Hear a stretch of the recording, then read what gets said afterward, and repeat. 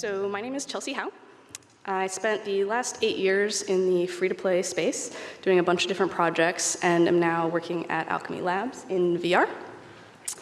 And one of the things that was consistent throughout my time in free-to-play was just that, this idea of time. It's the underlying foundation for a lot of free-to-play mechanics, and yet one thing that I noticed was that people don't usually think about time over time. We think a lot about short-term gains, little spikes, but we don't really understand human attention and behavior past kind of the daily to weekly stage. And I think one of the major things that I saw was this tendency to underestimate how quickly humans adapt to stimulus, which is just a fancy way of saying people get bored. And as we see time becoming more foundational in things beyond free-to-play in console and AAA, I think it's really vital to look at human behavior and psychology and understand how experiences can really engage people long-term. After all, the Holy Grail would kind of be a game that lasts and is lucrative forever, independent of developer content. I don't know how to do that. If I did, I wouldn't be here. But here's some pillars. So I want to start with player engagement over time. Now, when I talk about player engagement, I'm not talking about any discrete metrics, so no DAU or MAU or some of the other things that we've used in the past. When I talk about player engagement, I'm talking a little bit more abstractly about the time, attention, and mental effort a player gives to a game, regardless of whether or not they're playing it. So essentially, the psychological energy they're putting towards your game at any given point in time. And I want to start by thinking about this through the lens of another area of our lives where we use the term engagement. After all, marriage is supposed to be this thing that lasts for life, even if statistically we haven't been doing a super great job of that. But the lens of relationship psychology is still really helpful as we think about our games. After all, historically, developers wanted to see players fall in love with them, to really grab them and get them engrossed, and for each day to be better and more exciting than the one before. And we know that that's not really how relationships work. But love in the short term does start with infatuation, and this is the typical peak we see when players first pick up a game. We see them binge, we see longer player sessions, more frequent sessions per day.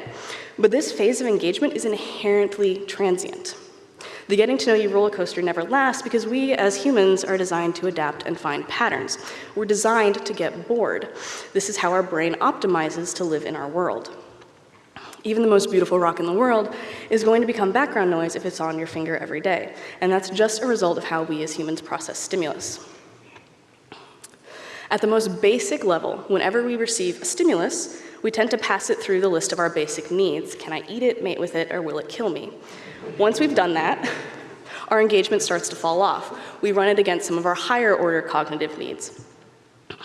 And I want to point out that this graph is not accurate. The peak and amplitude, the rate of decay, all of that is dependent on different personal factors and factors with the stimulus and content itself. I'm going to use those two words, stimulus and content, relatively interchangeably. Any piece of content is going to be a stimulus that evokes some form of player attention and engagement. Now, the other half of this curve, if we know that the stimulus is coming up, is this idea of anticipation. This essentially means that we get engagement before we actually even give the player something.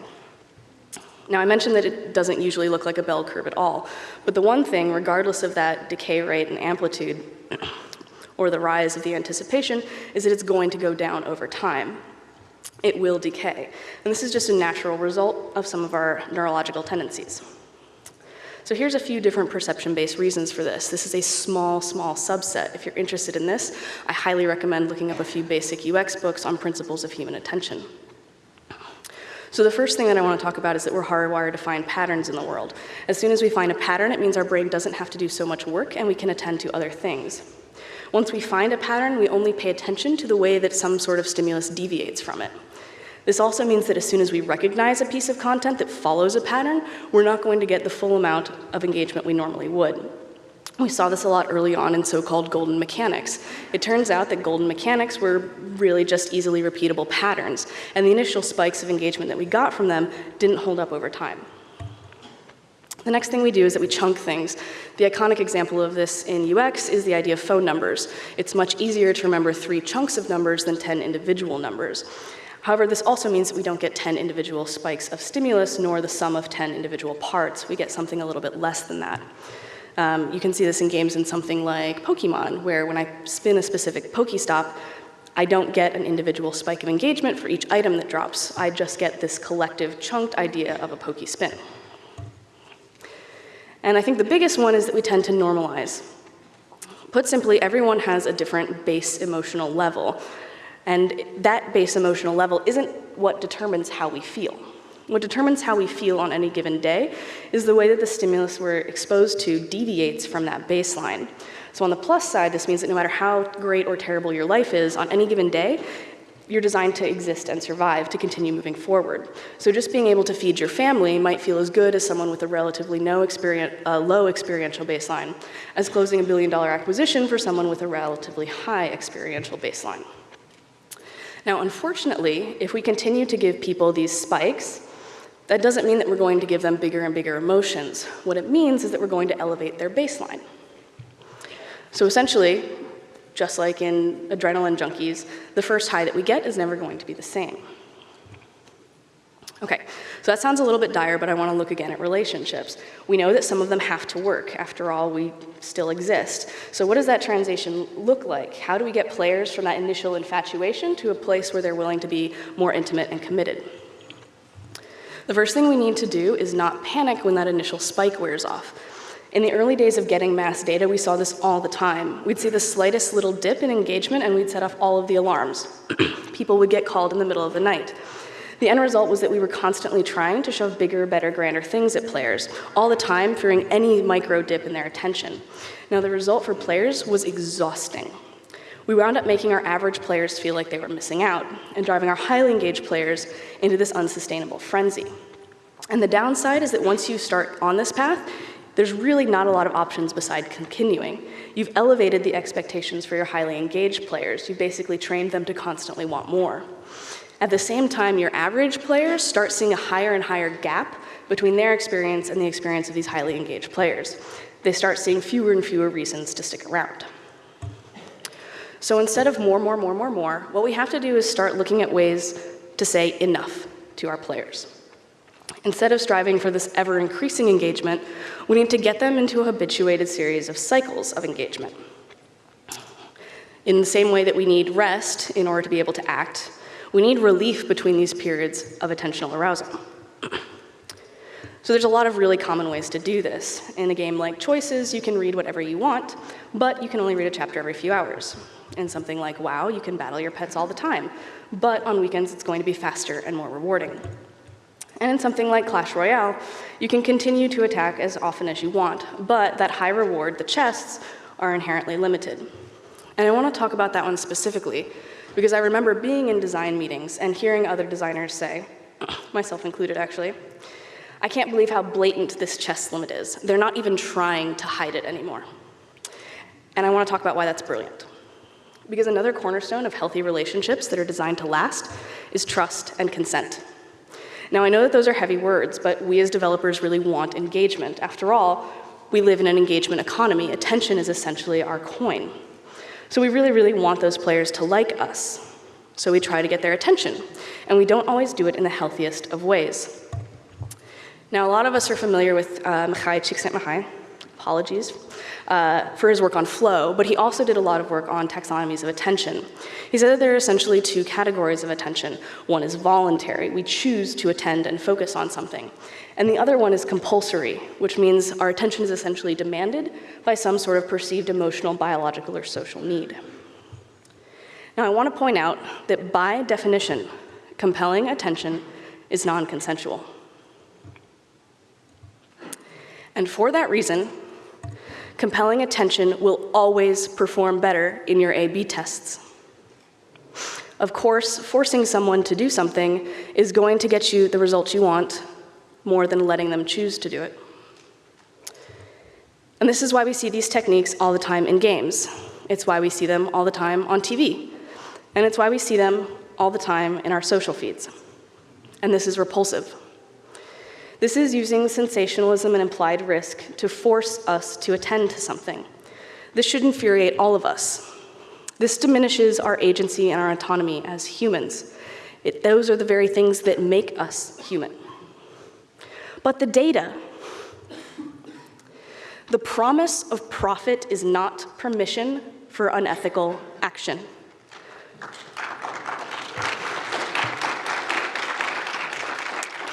If you're going to treat data as permission to act immorally and unethically, to put your business ahead of the people that you are supposed to be serving, then I want you all to think about what the future is going to look like in this data-driven world.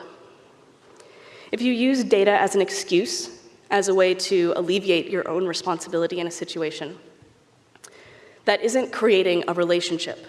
This is 21st century enslavement. We no longer need to hook people up to get their physical labor, but we live in an engagement economy, and we are stealing people's attention. So I don't care what your data says. Data is a manifestation of action. It's a means of tracking behavior, and data is oblivious to the human condition. Just because you can do something, just because something would make you more money doesn't mean that you should do it. Because regardless of how ubiquitous these techniques are, they are fundamentally dark design. All dark design does is slowly erode trust and faith in people's autonomy over their time. And when we reduce people to just those animalistic impulses, those things that we cannot control, we are reducing people to animals. We are removing their personhood. And we're already starting to see the horrific results of this.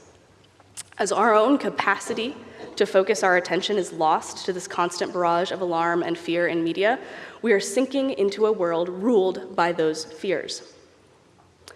If you were at any of the UX talks these past 2 days, one consistent theme was that when we are afraid, we do not grow, we do not learn, and we do not flourish. So think about what that future looks like. But this was supposed to be about games, so let's go back to Clash Royale. Everyone was right.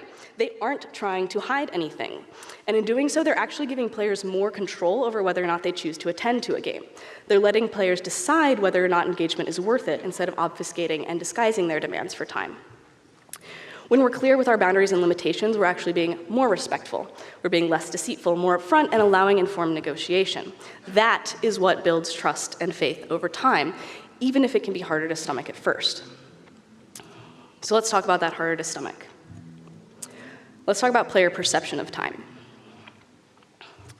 Now, the role of time in free-to-play games is essentially a pacing tool. It controls the consumption of content. Like any temporal art, pacing is really vital to a well-designed experience. But for games that depend heavily on developer-created content, it's also one of the only ways to survive, which means we have a very large capacity to try to get that pacing in ways that aren't always healthy. So how do we surface time in a way that players perceive positively? How do we integrate it into that healthy relationship we want to create? There's a few different techniques for surfacing time. There's direct timers, and that's exactly what it sounds like, a little 2-hour countdown. There's indirect inclusion of time, which is where something might take 200 mana, and you generate 100 mana per hour. Again, those are functionally identical. They both delay your consumption of content for 2 hours. But they feel and can feel very different. One thing that affects the way a timer feels is verisimilitude and context. Verisimilitude is a fancy way of saying, does it fit with an existing player model? If you have something like crops needing time to grow, that fits with our existing mental model. It's going to feel better than something like keys randomly sprouting every 3 hours. The other difference between direct and indirect timers is that indirect timers actually let us have some autonomy over our time equity.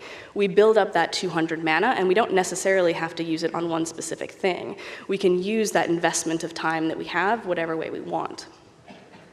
The final way to surface time is implicitly. So this means that some mechanic in your game literally takes time to complete. So something like just walking around and catching Pokemon in Pokemon Go takes time. It takes time to move your body from one location to another. And this used to be considered the golden standard in console era. But what it means is that we don't get any benefit from a game unless we are paying full and complete attention to it. And that doesn't always feel good either. So essentially what I'm saying is that none of these are specifically right. It's all about how you use them, not which one you use. And some of the most successful games, the ones that feel the best, utilize all of these in different ways. But because direct timers tend to get that unusually bad reputation like they did in Clash, I want to point out another benefit of being completely upfront with how much time you have until your next piece of stimulus. And that's the creation of rhythm and ritual. Essentially, if we're told every day that we can come back and get a little bit of new content, that's going to help create that habituated cycle of engagement. That's what we want. And then ideally, what we do is we layer those over time. So we create pieces of content at different time intervals, and as those stack, you wind up with a steadily increasing curve that looks a lot like a flow curve. This is awesome. So the things that I mentioned previously were all usually either moment-to-moment, session, or daily types of stimulus. So I want to just point out a few examples of people who are doing longer timescale rituals relatively well. In Summoner's War, you have, and a bunch of other games, you have things that change every day. So if you need a specific resource, you can say, I need to come back on Wednesday. In a game like Hollywood University, leveling up characters is required to unlock new content, but leveling up a character can take up to 2 weeks at later levels. In games like Ingress or Neopets, which has been around for well over a decade, you have different badges and forms of social signifiers that can take from half a year in this case to over a year in the case of Neopets. Look at that, you just have to have a snow bunny for a year. Then you have games like Fallen London, where rewards can stack over multiple years. So when you come back the next year, you actually get something that wasn't available the first year. And taking this to its most extreme, you can look at something like EVE Online, where the total time to complete all skills is estimated between 18 and 25 years. All right, so 25 years is a really long time. It's not something that we tend to talk about. I've never heard someone look at that time scale in a design discussion unless I was the one instigating it. By imagining a long-term relationship with players, we can start surfacing little things that help prime them for the idea that maybe this game is worth more than just a few days or a week or a month of their time. If they go in assuming something's going to be a quick fling, that's probably going to be what their behavior is. So I said the word surfacing. So I want to point out that no matter how many of these rhythms you have, if you don't surface them, people can't anticipate them. And they've done studies that have shown that people who take pictures of their food actually enjoy that food more, specifically because they have that moment of appreciation and anticipation. I don't know if any of you guys remember what Christmas Eve was like as a small child, but I was pretty sure it was going to last until I died. So as you design, remember to give them the ability to anticipate. Remember to surface things so that players know they exist, and remember to do it in a way that's not really creepy. If you start talking about being buried next to each other on the first date, that might be a bit of a turnoff. Okay, so how do you make anticipation a little bit more sustainable?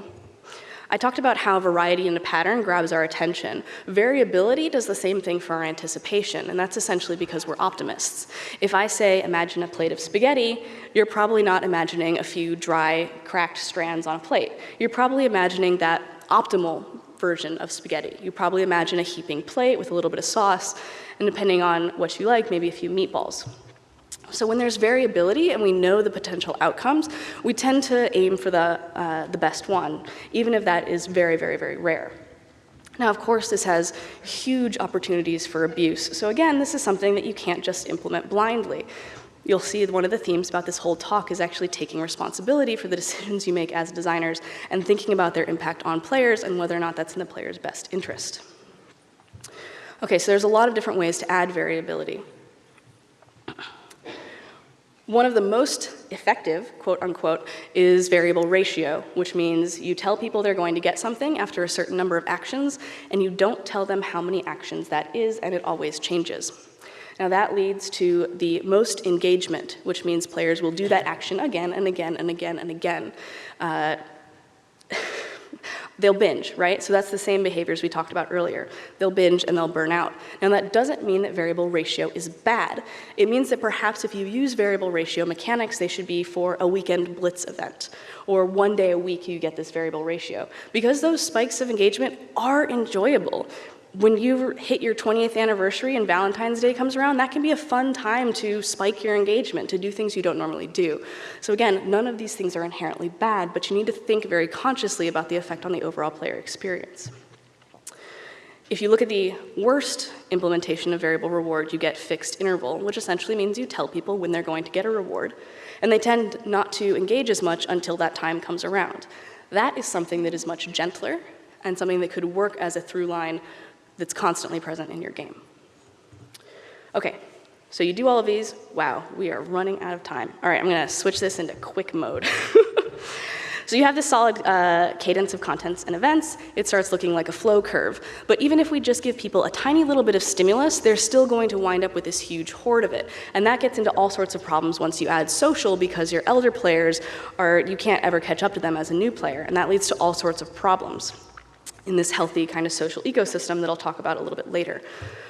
So let's talk about how we can take that progress and turn it from something that's completely linear into something that has a little bit more loops. This is my beautiful art, thank you. The first one is decay. So decay is a form of maintenance, which means a stat goes down over time and must be continuously boosted.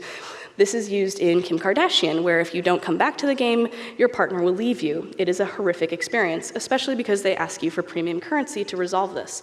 But again, the mechanic is not negative by default. In something like Neopets, they use verisimilitude and context, just like I mentioned before, to make it feel better. We're used to, in the real world, pets needing food. So of course, it makes sense that I need to consistently feed my pet. Durability is basically user-driven decay. This tends to feel a little bit better because instead of decay being driven by time, it's driven by things that we do as players. A great example is tools in Minecraft. The next one is bounded decay. So this essentially means that a stat goes down over time up to a point. This was something that we saw a lot in old RPGs. Progress was getting from point A to point B. Once you hit a save point, the progress you'd made towards point B couldn't be revoked. Only the progress between that save point and the next one could. The next type of decay is market-driven decay. You see this a lot in stock markets and style. What this means is that the actual value, the actual kind of properties of an item don't change, but the value changes because of the perspective of others. So you could have the hottest jacket in the world one week, and then the next week it's out of style, the color's wrong, and the cut doesn't look so good anymore. The next type of decay is other-driven decay. So this is basically zero-sum. I think you all know about this. And then the final type of decay that I want to talk about is mandatory decay. So we're seeing this a lot in idle games, where you actually have to give up all of the progress that you've made in order to continue. You do get a little bit of meta currency at the end, which then fuels into your next run through the game. The interesting thing about this is it gives players control over the pacing of their own experience in a really valuable way. Eventually, as you're moving through that first progress bar in an idle game, the return on your time starts to get worse and worse and worse. You decide when it's no longer worth it, and when you do, you exchange all of that progress you've given for that new meta currency. That also shucks you back to the beginning of the progress bar, which, as I mentioned before, tends to be that period where we get much higher volume of stimulus. It feels really good. I also want to point out that idle games have some of the best retention in the single-player market. It's a good example of how when we actually give autonomy back to players, they reward us with their attention over time. Okay, and progress is just one form of satisfaction. There's lots of different taxonomies of satisfaction, perma, ocean, self-determination theory, but progress is always a part of those theories. And the other part that's always consistent is this idea of relatedness. So I want to talk finally about communities over time. Any game that has lasted for more than a few years has relied on either algorithmic content, like solitaire, or social content. And whether that's a co-op game or an MMO or something as timeless as sports. The content, the stimulus, doesn't come from the basic systems, it comes from the fact that other people are using them. Each individual in the world is this infinite well of potential content. And once you can harness that, you've got the ability to generate content forever. It's very exciting. So how do we make relationships form? There was a great report out of Project Horseshoe this year that broke down some of the fundamental pillars of friendship. I highly recommend that you read it. It's based on some psychology studies from the 1950s that have held up over time, which is always exciting. The first thing that you need is proximity. So this means people need to see each other frequently. So if you've got millions and millions of players, you need to find a way to shard or subsection your player set so that people encounter each other again and again. When people start to recognize each other, that builds affinity. The next thing is similarity. So this means I need some form of self-expression that other people can relate to. This can be as simple as something like Team Mystic or Valor and Pokemon, and it goes all the way down to kind of complex badges and signaling tools and user customization. The next thing is reciprocity. So we need to be able to form a symbiotic relationship, which means I can do something for you, you can do something for me. This doesn't need to be item exchanges. This is something as simple as a chat window. I don't know how excited you guys get when you're talking to someone that you love or respect and admire, and you see the little dots in GChat start to move. That's very exciting. That's a form of anticipation and stimulus. And then the final pillar is this idea of disclosure, which essentially means that I can take risks with you. I can express more of myself with you. And those are some of the underpinnings for things like trust and compassion and empathy, which should be familiar as things that create longer-term relationships. Now, before we can do any of those, we have to be able to communicate. Essentially, if people can't communicate their ideas and their feelings in your game, they're not going to be able to build complex relationships. It doesn't matter if this is private messages, message boards, chat rooms. The ability to communicate is a fundamental necessity. And if you can get that into your game, the less people are going to turn to outside services, which means the more your game becomes less of an activity and more of a place to hang out, relax, and exist together. Once you've got that underlying foundation, you can start to look for signs of societies, and it turns out they look a lot like real life. You have social activities, cultural activities, economic activities. And the great news is that you don't need to build incredibly complex systems in order to evoke some of these social behaviors. We, as social creatures, inherently tend to produce these even with basic systems. As soon as you have a power curve, for instance, you can start getting different political elements.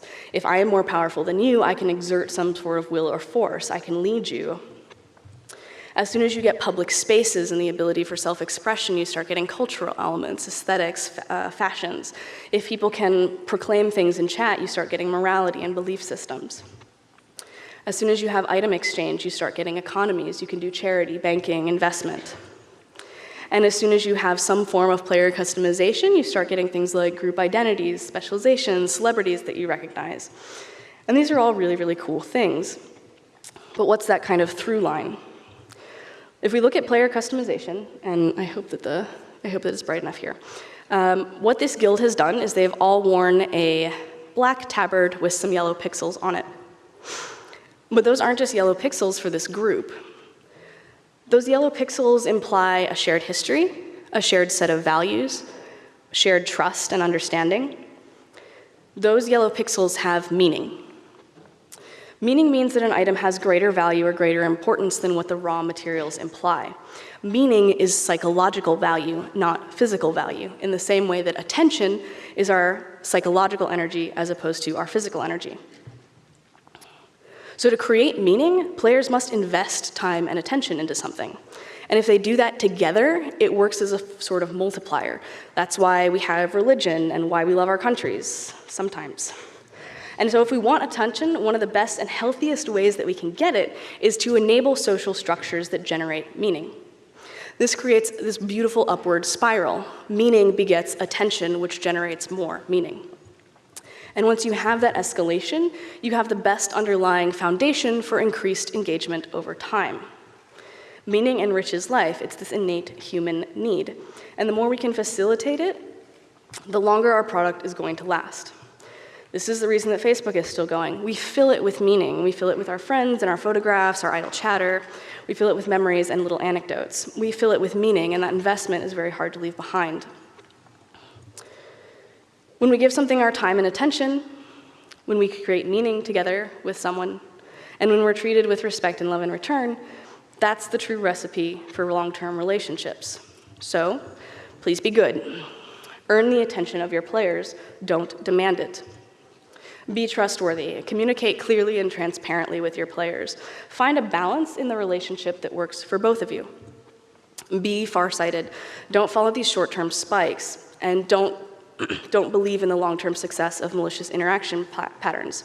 Plan a journey that's going to last for years. And for the love of God, please do better. As we design games that can last for years, we need to migrate from being storytellers and content creators into engineers of new societies. Societies where people trust each other, or at least know the risks of wandering into wild territory. Societies where people can play together and challenge each other and unite together to form these complex social structures. We need to be architects, city planners, psychologists, and anthropologists. And we need to look towards the horizon instead of staring at our feet.